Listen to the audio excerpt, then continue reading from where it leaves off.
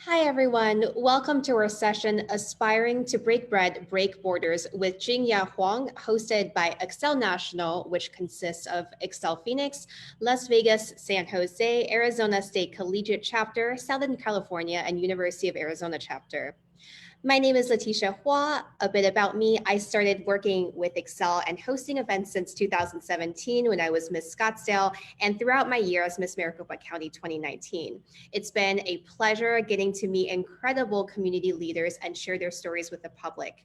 I'm a licensed lawyer in New York, and I will be attending ASU Law next month to earn my third law degree. As an immigrant myself, I am passionate about uplifting the stories of immigrants and people from diverse backgrounds.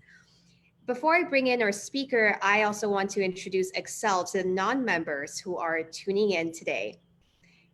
Excel is the largest and fastest growing Asian American professional organization in the West, with one professional chapter in the Valley and two collegiate chapters. Our ASU and U of A chapter, we have expanded to Southern California, San Jose, and Las Vegas. Excel continues to provide its members with tools and resources to further career advancement and to empower Asian Americans to become great leaders as well as reliable employees. In line with our vision of a world where everyone has the skills and opportunity to lead, we have set goals. In order to achieve our goals, Excel offers a diverse range of professional development programs on the local level. These may include series of panels, workshops, and seminars. Excel engages its membership in community activities and ongoing mentorship program, cultural awareness, and professional networking events. As our country strives for values such as equality, our speaker today adds to our country's core values by creating a catering business with a cause to support refugee women entering the United States. I'm so excited to introduce you to Jingya today, and thank you so much for being here with us. A bit about her, and you're going to be blown away by all of her accomplishments. Jingya Huang is an immigrant from Taiwan and the daughter of immigrants. Her mother, Margaret Huang, was a chef and restaurateur before she had passed from cancer. Jingya was inspired by her mother's legacy in the local community and later founded Break Bread, Break Borders, BBB, in Dallas, Texas, to support refugee women. Jingya supported these aspiring cooks by helping them establish partnerships with professional chefs, restaurants, caterers, and culinary consultants. BBBB is both an educational program and a catering business that offers diners an immersive catering experience. It showcases the chef's talents in cooking and telling stories about the culture of the cuisine while diners learn and eat. You can connect with Jingya's latest updates on her website, Break Bread, Break Borders, and Facebook. And her website is breakbreadbreakborders.com. Also, before we begin our interview with Jingya, if you have any questions for her about her or about Excel in general, please do type it in the comment field and we will try to address all of your questions. And we want to make this an exciting and interactive panel discussion. So now on to Jingya. Thank you again for joining us. Jingya, your business is all about helping refugee women. I've had the opportunity to talk with you a little bit before we got on, and you just have an incredible story. Tell us, where did your passion come from? Oh my goodness. Letitia, thank you so much for having me. It's an honor here and to be here. Now on to Jingya. Thank you again for joining us. Jingya, your business is all about helping refugee women. Oh, no. I've had the opportunity to talk with you a little bit before we got on. Okay, hold on. No worries. Leave this page. Sorry. That's okay. Sorry, I am back. My Facebook decided to do a replay of our recording. That's okay. Sorry. Yeah. All right, we're back to you. So yes, you have your incredible business. Tell us where your passion came from. Okay. Well, first of all, Letitia, good to see you again, and it's an honor to be here. And my inspiration definitely came from my family, and most of all, my mother. Like you mentioned, she was a chef and very much a community leader. And so growing up, I came from Taipei, Taiwan to Tulsa, Oklahoma when my family actually, my aunt and uncle started a restaurant business in Tulsa. And so they wanted to do something that was, a Chinese version of McDonald's. And so the business fastly grew to about 16 franchises in the Southwest. And so when a Dallas location did really well, my parents purchased a restaurant down here. And I watched basically in firsthand when my mom used to hire immigrants and refugees to come and work in our kitchen, and she would train them with job skills and send them on to bigger and better opportunities. And right there, just how those actions, being a good neighbor, doing the right thing, and practicing compassion every day, really just transformed lives. And I was really inspired by not only, what they do during the day, but, in their time off, they would volunteer at the Buddhist Compassion Relief Foundation. And before my mom became a chef, she was actually a seamstress. And so she would sew blankets, for disaster relief and anyone who was homeless or, people in the nursing homes. And so just having that role model, she just always did things by action. And watching that happen was really amazing. And it really drove my passion to serve the community because it is just truly something that I believe in. So thank you for asking. That's amazing that you've grown up with such a compassionate family, that you were taught and you witnessed service at such a young age, and that's influenced you in your professional life and your personal life. And I think your story is so incredible too, because so much of what you experience in your personal life is also very connected to your personal life, your professional life. And so, I mean, you're an immigrant yourself. Your family, you come from a family of immigrants, and I totally get that because my mom's from Taiwan too. And when I read your story, and I think for those of us in the AAPI community and the Asian community, you are just so relatable. So can you tell us about your immigrant story and what that's been like for you as well? Oh, wow. So, my parents actually grew up in rural Taiwan and very southern part of Taiwan, and both are from farming villages. And so they knew that, if having girls, I actually grew up with five sisters, living in the South was not going to really have a lot of power shift, for us to access any type of, education or job opportunities growing up. And so they actually up and moved us to Taipei, to up north. And when they got the call from my aunt and uncle to bring us to America, my two oldest sisters were already married and engaged. And so they decided to bring the four younger children. And you know, it was such a huge sacrifice. And this is a very typical immigrant story that, parents, who have very little and means and, but they sacrifice, their lives, they were in their late 40s and just, dropping everything, coming to America. My dad had lost his job and, they were really struggling to try to figure out, how to take care of the kids. And so coming here, I still remember I was 13.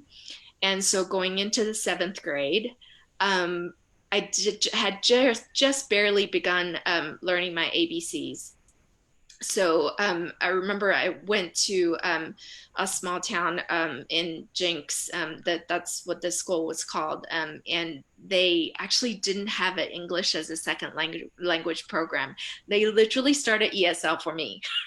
So yeah, and I, to this day, I still remember my ESL teacher, Elizabeth uh, Ellsworth, Mrs. Ellsworth. She was just so inspiring, so patient, and really took the time to walk me through, the language and really, part of the culture and customs and things like that too. And it really made a huge impact, in my life. And I remember, just really not excelling pretty and not doing well in math or science, but art was really like the one thing that was a universal language. I did okay in math, like I got through algebra and, like okay, but it was really when it came to art that I realized, it was just like food as a universal language, and it was a great equalizer to be able to communicate with people.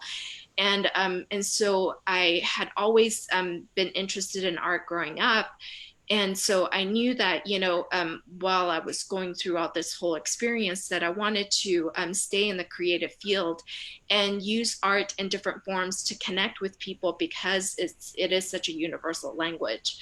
Um, and so that was, that was my impetus of becoming an artist, actually, and going into graphic design, and focusing on, marketing, advertising. And so that was a majority a part of, my day job, and in corporate was a lot about that. And that really kind of, got me thinking about, as an artist, what my role is, in the community, and how to be a good bridge builder, and how to tell the truth, and speak our truth, and how to connect the dots for people. And so a lot of my artwork, when I got started, I've shown in galleries and museums throughout the nation, and I have collectors around the world, and that those ideas were much about, my immigrant experience, and what that diaspora looks like. Yeah, so it's been interesting. So now you're still creating art, or Yes, I actually just got done with a show about, about skin color being a currency. And so, yeah, that was really incredible, being in a group of all female artists actually talking about the same issue. And, whether it be sculpture, visual art, or video recorded pieces, it was an interdisciplinary type of show. It was really, it was an honor to be included. Yeah. wow, that sounds extremely meaningful and is so relevant and very much needed today. And I also you're uniquely positioned to really relate to the women who are refugees and the women that you're helping. Can you tell us more about them and how your experiences have helped them in their journey and their growth, and any particular stories that you would like to highlight? Because this is so fascinating. Yes, thank you. So my ancestors were refugees who left China to go to Taiwan, and I really kind of started this work connecting with refugees when I first was doing artwork around domestic violence survivors and telling their stories. So I was already working with refugee resettlement agencies around town, places like Human Rights Initiative and International Rescue Committee. And so when I lost my mom to cancer, I was really struck with so much grief that I really didn't know how to cope with it, but I did know that I wanted to honor her legacy somehow. And so Break Bread, Break Borders initially was this concept that it was something that I wanted to do with my mother. And so in order to honor her legacy, I wanted to host a community dinner where we get to have tough conversations about race relations, about gender pay gap, about a lot of the inequities and social justice issues that we were experiencing, and in our communities. And so I thought, about basically reaching out to all these different agencies, and asking people, if they knew anyone who wanted to cook. And so so they kind of spread the word through places like Catholic Charities, Refugee Services of Texas, Mosaic Family Services, and IRC at the time actually had this amazing community garden called New Roots. And so they put out an APB, and 18 people showed up. And 17 women and one man. This guy was like, I don't know how to cook, but my wife does, and she wanted me to come to find out what's going on. And so the people, most of the women were from Nepal, from Myanmar, from Iraq, and Syria. And I had like a slideshow that basically just, showed them that I wanted to do this dinner, and most of them really didn't know what was going on until they saw the picture of my mom. And then they just like, words didn't matter anymore. They knew exactly why I was doing this. And so for that dinner, two of the cooks that we trained, a woman named Miriam from Syria and another woman from Iraq, her name was Yusra. They cooked, and they shared their life stories with the diners. And they talked about, who they were, and, in their home countries before it was torn apart by war. They talked about what it was like living as refugees abroad. And they talked about, you know, what it's like to travel to America and live here. And then they talked about what it was like cooking with Break Bread, Break Borders. And that exchange was such a unique experience. It bonded people like no other experience that they had gone through before. And so the women were also empowered by not only being able to share their storytelling with people, but they all got paid that night. And so they actually were so surprised that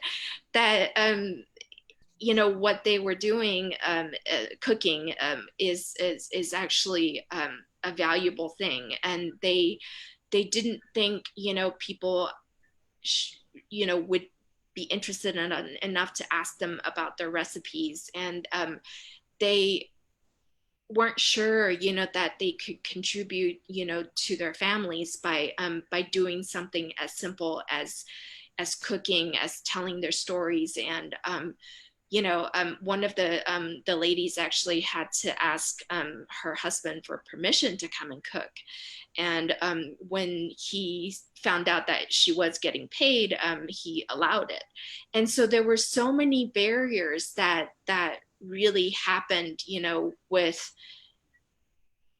this dinner, this community dinner. And it really gave people a sense of what a refugee looks like, and what a woman in a hijab, sounds like, and really what international cuisine and cultures that they may have dared not consume or try in any other situations. It really made them kind of step out of their comfort zone and cross those borders as we break bread together, and really like break down borders at the same time. So it really shed a lot of the misconceptions that came with uh, most people thinking refugees, chose to come to America, that they didn't really understand that there wasn't a choice. If there was a choice, they would have stayed back, and really kind of gave them a sense of how resilient these refugee women are. And it was really a powerful moment to be able to share that with people. So yeah. Do you see yourself in some of their stories, and are there certain moments that remind you of the challenges you've had to overcome, or maybe challenges in feeling the sense of dislocation, or you know, I think when the last time we talked, I realized that it's been so long since I've thought about my own immigrant story. And while I'm not a refugee, and I can't imagine what it's like to be fleeing from really difficult circumstances into a totally different country, I realized that no one has really asked me what my immigrant story is like, and that those challenges, and it is incredible to be giving these women that voice, and to make them recognize that their stories have value, and their perspective and their cuisine, and to validate all their whole life experience. And I think there's a special connection when women from and people from different countries come together. And I think, has that helped you in your personal growth? So do you see certain things in their lives that you really relate to, that really resonates with you? Oh yeah, I think, selfishly, a lot of people think that I'm actually helping these women, but in turns they're really helping me. Mhm. I have grown a ton, and that's the thing. I've always had the opportunity to be able to express myself, through my art, and sharing that ability, and using my voice and using our voices, was really incredible to be able to kind of share that access to power, right? And I think somebody asked that if the artwork in the background is actually my artwork. This photograph, this abstract photograph, is my the rest are actually from friends and family. But that's the thing. It's like the women actually didn't know that their cooking and their food and culture was, and sharing that storytelling is a part of art, and that they can use that art and to really communicate with people and bond with people and connect them when and network in a way that they didn't need language, and so like one of the ladies actually, she taught French and Arabic back home in Syria, and when she and I sat down the first time to speak, she was like, oh, my English is not so good, and but like we carried a whole conversation for like over 30 minutes, and I had no trouble understanding her, but a lot of times those boundaries are mental, and they're not exactly physical, and overcoming that with them has really kind of helped me a lot through really like running this business too, because initially with this art project I thought, oh, I'm just going to do a community dinner, I'm going to host it once, and I'll just be on to the next project. But no, after the first dinner, so many people called and said that food was so amazing and the storytelling was incredible. How can I get you to cater for me? How can you come and cook for me? How can I get one of the cooks to be my personal cook? And so we figured out how to coordinate, connect, and I thought, with my background in restaurant business and franchises and things like that, how hard could it be? It's been super difficult. We're actually a for-profit social enterprise, and not running as a nonprofit means, we go out and really like earn every buck. And so we actually, had been in existence as an LLC for 2 years. And so over the 2 years, it's been really phenomenal to be invited to cook for places like the Bush Institute, the Texas Lyceum, and having senators and congressmen come up and congratulate us on our success, and being featured in as a part of Slow Food USA's food leaders here, and then also somehow we got in Time magazine as well, as one of the 27 community uniters across America. And So exciting. I know, it's blown our mind. We are just so humbled by being recognized, for the work that we're doing, and all we're doing is really just what we thought my mom had taught us, is just being a good neighbor and doing the right thing and practicing compassion every day, like I said. And we didn't know all this would snowball into this social enterprise. And we were kind of at the height of a lot of really amazing achievements and accomplishments. Like this year, earlier this year, I was actually accepted to the Presidential Leadership Scholars Program, where 4 different presidential foundations come together to host scholars who are interested in making everlasting social change.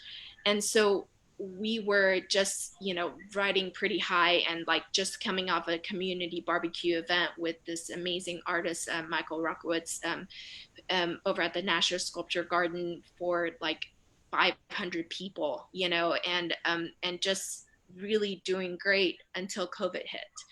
And so our catering has definitely shuttered. And, because no one can, congregate in large numbers. And so we've been really trying to just write grants like crazy, and we've had really amazing foundations and NGOs and very generous individual donors who have stepped in to help us fund the women's rent, utilities, medical bills, and helping pay for food. And so none of the children would have any issues, accessing the internet for online learning, or, none of the families are going hungry, or, no one's getting evicted or not having electricity. And so we've been really lucky, really, that we've had amazing community partners, places like here in Dallas, Southern Methodist University, Culture Bank, and out in California, and other foundations in Brooklyn, New York as well. So like everybody has kind of stepped in to help out, and really prior to getting into this. Last year, we were actually accepted to BBVA Compass. BBVA at the International Bank had a really amazing social entrepreneur program called Momentum. It's an accelerator program that kind of helped us, unpack possibilities of scaling. And so we were already looking, we had just started beginning to look at possibilities of maybe getting into consumer packaged goods, because there were quite a few things on our menu items that are pretty addictive. So things like cookies and hummus and baba ganoush and things like that we thought we could perhaps package and sell at farmers market or any type of niche markets or specialty stores. And so we were just kind of getting into that with our collaborators here in the Dallas-Fort Worth area. For one, SMU has an amazing program at the Hunt Institute that is all about inclusive economy, and that is a part about doing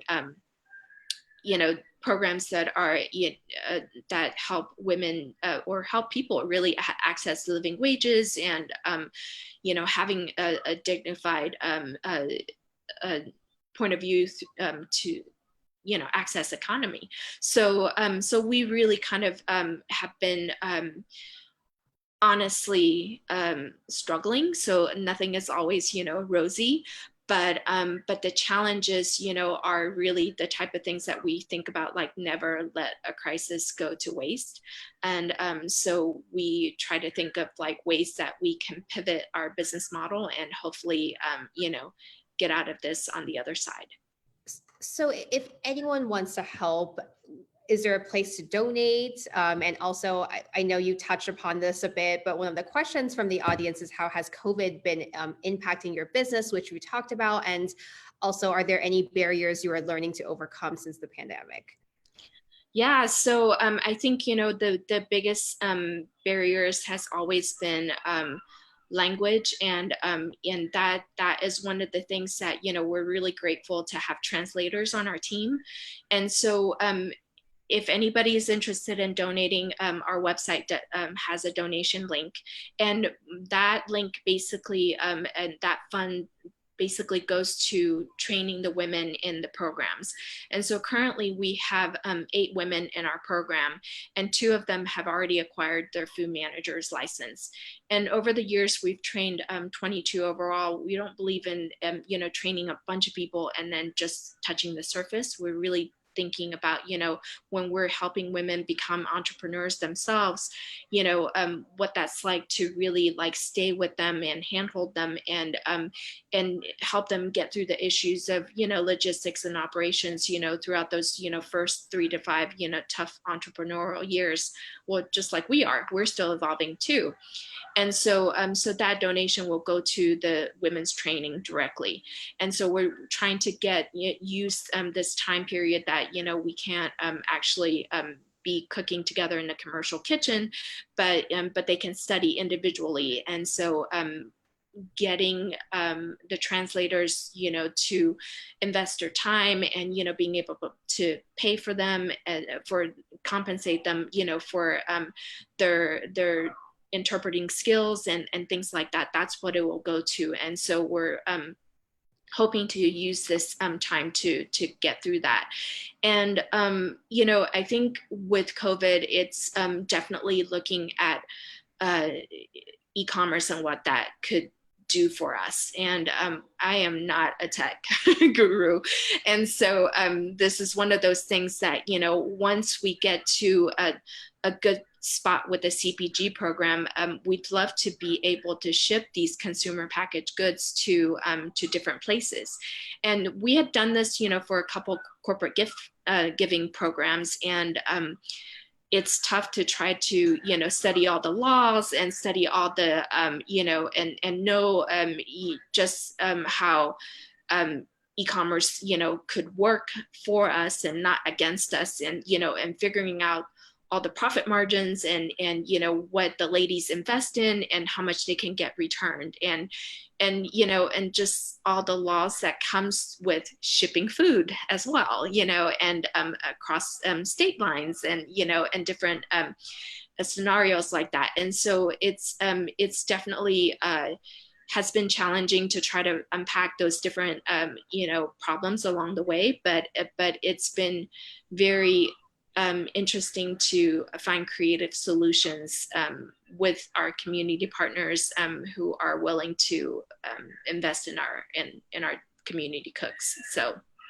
Where yeah. did you get all your business knowledge? And when you run into a business related problem, who do you consult to solve it? I mean, it seems like you're so knowledgeable about so many different things, from business to social justice issues, and that's very admirable. It's all from our friends and family, and just awesome neighbors, like reaching out and connecting with people. We have that 2-minute elevator pitch, like just down packed.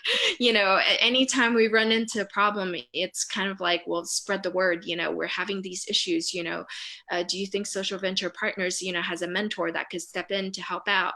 In so and so, would they have a resource center that we could tap into? May not have always, the funds and all those, things to actually be able to pay for services, but can we trade and figure things out? And so it's just being open to those conversations, and asking really those questions along the way. And we have friends and family that basically say, we may not have the answer, but we will find out for you and circle back. And one thing always leads to another, and so throughout all this, it has been super challenging to hit those walls along the way, but it's been nice knowing that there's always hope around the corner, and as long as we kind of keep those conversations going, that we can find a way. So you find that are people really willing to help and jump in and give advice and offer their time? Yeah, they really are. And sometimes, even if someone doesn't have the capacity, they'll pass you on to somebody, who does. And it's just, I feel like we've been super fortunate to be at the right place at the right time. But a lot of it is not just luck. A lot of it is hard work, and not getting discouraged when we get turned down by a grant proposal or a business proposition, and things that didn't happen weren't meant to happen. And and something always turns up, and we don't know what consumer buying patterns are going to be, coming out of this pandemic, but we know that the human connections are always going to be there. And so we rely on that heavily because we don't really advertise. We really have really grown this business through word of mouth. And so through those connections and networks, we've really kind of found ourselves not only become great collaborators, but we're also grooming really great leaders along the way. Like one of the women that we work with, she used to get really scared to having to cook for like 8 people, but now she can cook for hundreds of people at weddings and things like that and not bat an eye. She started her own business, and she's always, coming up with ideas on how we can pivot and really kind of do different things. And that's the thing, the ladies who are in the group are really like my sisters, a part of the family. And we have an open dialogue about what we think should happen, for the business. And it we get to vote, we talk about it, and we walk through things. And just like, as a part of during COVID, we probably could have still kept cooking, and we probably could have come up with meal plans and cooked for essential workers, or people in the medical industry, and people who are at the front lines fighting this virus. But a part of it was, the women have like survived wars, and they're just really good at hunkering down, and they realize that they're not going to be taken down by a virus. And so they said, no, you know what, we're not ready to go out to cook yet, but we're willing to bake cookies to go into the farmers market, and we can do that at home because of the cottage law. And so here in Texas, and so like, if that's the case, then we respect their opinions, and they get a vote and they get a say in it. And that's hugely different than a lot of places that just force people going into work and not having a choice, and to do something about, what they do. They have to love their job to be able to, to really like enjoy it. So that's what we believe in. And coming from a corporate background, do you see changes in your own professional life, that in office culture, that you wish that more businesses would adopt? Or is there a way, do you think, that we can make the work environment kinder in general? What general changes would you like to see on that front? Gosh, I think, equity on so many different fronts, right? We've talked about these bamboo ceilings that we had to break, and in our day jobs, and or any other positions, and really thinking about that. I often take what I learn in a public sector into the private sector, and vice versa. Not one thing is always going to be better than the other, and it's really about seeing whatever is the best of both worlds, and trying to marry them and mix them to make things work. So I I think equity on a lot of different fronts. We really have to unpack um, the racial issues and the tensions that we're having. Creating safe spaces, to promote the Black, Indigenous, and people of color communities, and really, figuring out how, women, especially, can rise to the occasion and go and lead and really have amazing results. And with women who become mothers, there are so many things that we have to think about, especially even now, during the pandemic. Like, a lot of women are having to choose whether to have a career or to stay at home as a mom, because they can't do both. And why do they have to pick one or the other? So I think there are a lot of those things that we really need to see, about just ways to shift those perspectives. And we know it's not going to happen overnight, but like everything else, you can't become an anti-racist overnight. There's education, there's so much, there's behavioral shifts and changes, that little things that come along that go a long way. But it's about taking those actions, the small steps, whether it's educating yourself by reading or by doing the walk, and actually having those conversations with other people, and trying to figure out what to do next. Those action items are important. I love how you tend to always come back to social justice issues because those are so important and obviously so relevant, and especially this year. I mean, relevant always, but especially in light of current circumstances. And I know that growing up for me in a culture where women are traditionally told to be soft spoken and more silent and more on the uh, no, and then for me, it was difficult to even tell people what I wanted, or to tell people the changes I wanted to see, or to even set boundaries. Or and then in my journey going Yeah. to law school, then I had people being like, "Now you need to be an advocate. Now you need to burn down the system and be loud." And I just was like, "How?" So it's great to have role models who is people who are so culturally aware and mindful of the different backgrounds that especially women are coming from, and to give them a voice, to empower their voices that they have, to encourage them to stand for something and to be economically empowered, and to be able to touch on all of these social justice issues through the work that you do. I think that's a really solid combination. So we have a few comment from viewers. Someone says, we need you to come cook for us in Arizona. And if there are plans to expand your businesses or your business and, or, any plans for expansion in the future, that would be fantastic. So someone says, uh, his name is Bill Amada. Jinya enables those without a voice to find it through food, cooking, sharing, and story living. And Faye is asking, how did you build your network, and how long did it take you to have this great of a network for a successful BBBB? Gosh, I think it's, network is like a marathon, right? Like you take just one step at a time and kind of figure things out.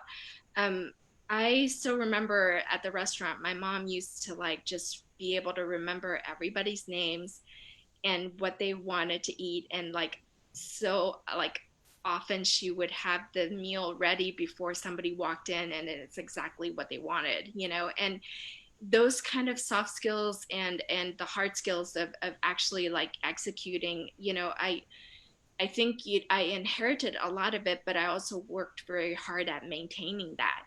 And I think a lot of it comes through time, and it's really taken just decades of building those connections through either my parents or my school, or the jobs that I had at Neiman Marcus, J.C. Penney's, Fossil, and now at Dallas Independent School District. Those and everything that happened, really, it's all interconnected. And I've been really fortunate that I think, when you have something and you work really hard at it, and that combination, really kind of hits things out of the ballpark in getting people to understand that, that you're not taking these connections for granted, because you understand human beings are group animals, and that, that we really rely on each other. And also, you know, to be honest, if you want to lift yourself, this is something Booker T. Washington said, you have to lift others. And so, and when we lift our neighbors, we really lift ourselves. And understanding that everything is all interconnected makes you, really see that it's not really about networking, and it's not creating a network. It's really growing your family. And I think, when you start looking at it that way, like, I'm so grateful that I got to meet you, and people like Jason, through Bill Amata, and it's finding my brothers and sisters in the movement together, and that that approach, people can hear, in your passion for the work, and in your feelings about what compassion looks like and how it should be practiced every day. And that fervor, I think, really gets people to jump in and have a different point of view, different perspective, and different take. And so I think that was kind of how I wrote people into doing things. I'm just kidding, but but that's one of the things that I think that really worked out for me. So are your friends and family all involved? And they must be so proud of you and inspired by the work that you're doing. Yeah, I roped my sisters definitely into helping this, and there are lots of friends involved, and volunteer or not. And we're super grateful for all this investment, because it's at the end of the day, it's like the universe is paying you back, Sure, and yeah. in really positive ways. And so yeah, I think that's the thing. And every single day, we're still, meeting more people and, getting the word out. And we're just so proud of the women that we work with, how far they've come along the way. And that's the thing. It's like every day, every time the women cook, my mom's spirit comes to life, so there's a really great Mexican saying. This girlfriend of mine told me, Trisha. Um, she said that, when she grew up in Mexico, there's this old saying that you can actually die twice in your lifetime. The first time is when you actually physically pass and leave your body, your soul. And the second time is actually if people stop talking about you. And I don't want people to ever stop talking about my mom. So every chance I get, Margaret Huang, my mom is amazing. And, she's this chef and amazing community leader. And, what she did, impacted my life. And she left such a strong legacy, for me to follow. And she left this world a way better place, than the way she found it. And now she's inspired me, as a single mom to, build the world a better place than the way I found it for my son, who's 12. And like things like that have really kind of made me think about, gosh, like what kind of legacy am I leaving behind?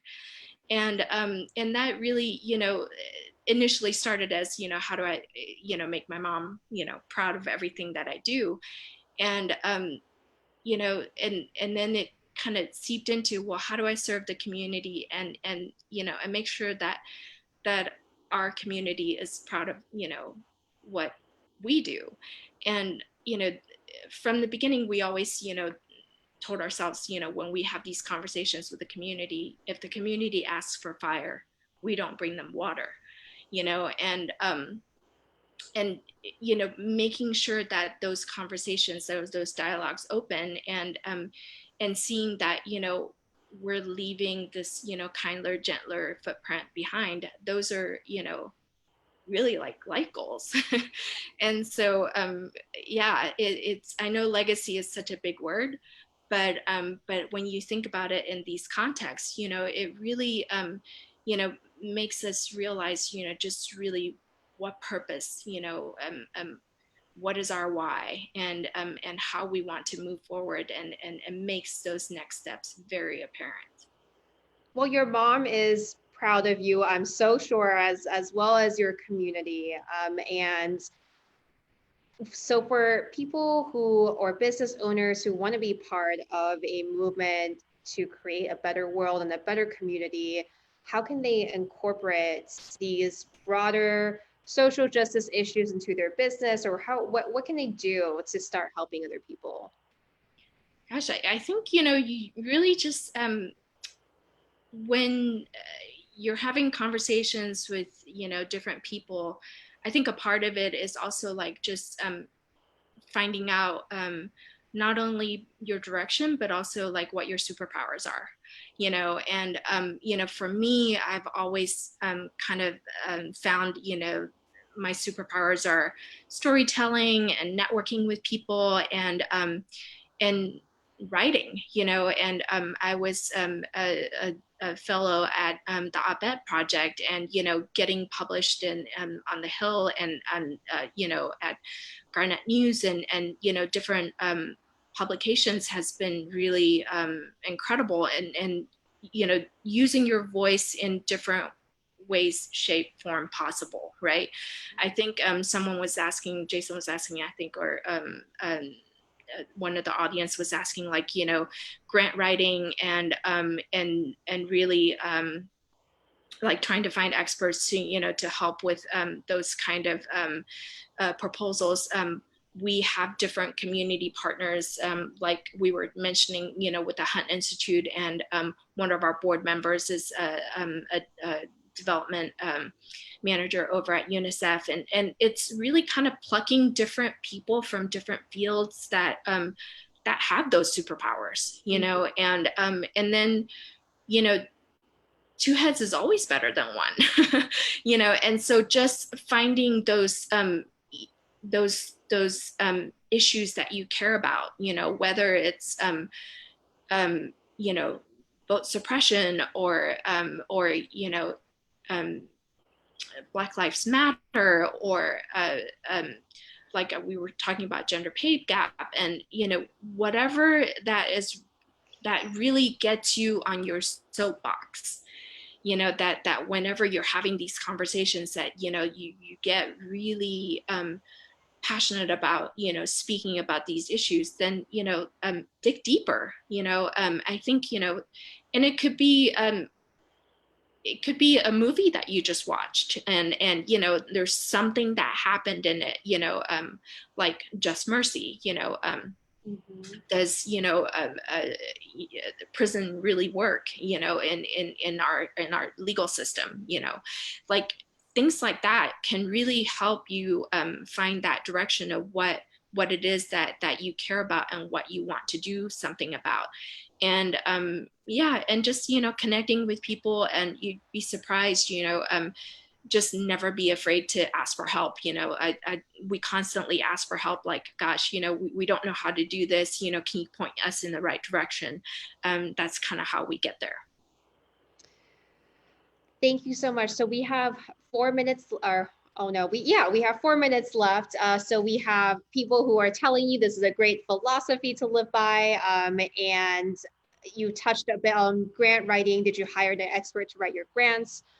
So you went to community partners, right? Is that the final? Yeah, Okay, yeah. good advice. Good advice. So for me, I want to one day have a nonprofit to help women who are coming out of prisons and women who have been subjected to trauma. And there's so many different things I want to do social justice wise, but I was always struggling to figure out how to get these funded, or to how to um, make money off of it so that I don't have to do another job in order to support what I really love to do. So what is your advice for that one? Well, we're still trying to figure that out ourselves. But I think, before COVID hit, we were well on our way. And I think the thing is, like I was saying before, that, people really hear what you're passionate about. Mm-hmm. And when they understand your why and how you're serving your purpose, um, they jump in, and I think that's the thing, it's how much you invest in yourself, you'll realize how much other people will do as well, if not tenfold. And so, I think things like this, all happen for a reason. And we are really, really grateful to be in the spot that we are in right now. What it'll look like, 6 months or a year from now, it could be very different. But so far, just this past 2 years, and even just being invited to this space to share our thoughts, has been such an honor, because we've been on the receiving end of such grace and generosity, that we do feel like it's up to us, to give that back and to pay it forward. And so you just go do you, Letitia. Oh. People, if you build it, they will come. They will follow. I promise you. So in the last minute, is there anything else you want to tell the audience? Any last words or closing remarks? Just thank you for the love and support, and you know, learn how to use your voice. And we are sending you a ton of hugs, and just know that somewhere in the world there's always, somebody that cares about you, and we're here to help anytime you need it. So thank you. So to summarize, where do people go to donate and how can they help your business? So on breakbreadbreakborders.com is the site to donate, and this helps train the women in food service industry and gets them job opportunities in the field. And yeah, just help us spread the word. Keep talking about what models we live by every day, and like I said, whatever you receive, remember to pay it forward. And so thank you so much for holding space for us. Great. Thank you so much, Jinya. And for viewers, please consider donating, and you're going to be making a tremendous impact in the lives of refugee women. And thank you so much, Jinya, again, for all the work that you do. So this concludes our Q&A section. Now, I would also like to invite viewers to sum up Excel's upcoming events. If we can have our presentation. Perfect. So our next event is with Dr. Vu Pham on July 30th and August 5th. He will be speaking about tactical diplomacy, subtle shifts that yield science-based success. Productive disagreement requires a delicate balance between honesty and empathy for others. Professionals experience challenges in how to find the best approach to express our voices effectively. The first series of Dr. Vu Pham's Facebook Live event on July 30th develops and expands your ability to understand and be understood in an impactful manner. Enhance your ability to leverage different opinions and personalities to present your best message. This event will be moderated by Kim Ho. Next, August 5th, his presentation will be Relationship Stewardship, the Science of Managing Up. This session guides you through an internal process to shift towards smooth interpersonal interactions. Find out how to unblock your potential to gracefully navigate delicate social situations with self and other awareness. This online event will be moderated by Mr. Jasper Pericon. All of our events are posted on our Facebook fan page. Please click join so you don't miss it. Many of you may be feeling worried and concerned about your professional, financial, and personal lives due to the unexpected circumstances caused by COVID-19. And write it as there have been significant changes made in our financial Join us with Kalika Yab to discuss how we can leverage these changes and achieve success during uncertain times. Next, as part of Excel's mission, we put together classes of mentees every year in hopes of energizing the careers and skill sets of up-and-coming leaders. This is with the help of our experienced mentors. We are launching an online mentoring program in the greater Phoenix area. This is a free program for our paid members with limited spots. You can build and adapt your skills in a constantly changing environment. The deadline for our mentorship application is on August 30th, 2020. This is an 8-month program. If you're interested or have some questions, please email us at mentorship@excelleaders.org. This event is also available in our Facebook fan page for more information. If you'd like to stay in the loop or be more involved with Excel, you're welcome to join us as a member. We have chapters in Phoenix, Southern California, San Jose, Las Vegas, as well as collegiate chapters with the University of Arizona and the Arizona State University. The process to join is easy, and information on what memberships can provide you with can be found on our website. Thank you all for joining us this evening. We would also like to thank our volunteers, Faye Ferguson and Amanda Wu, our event managers.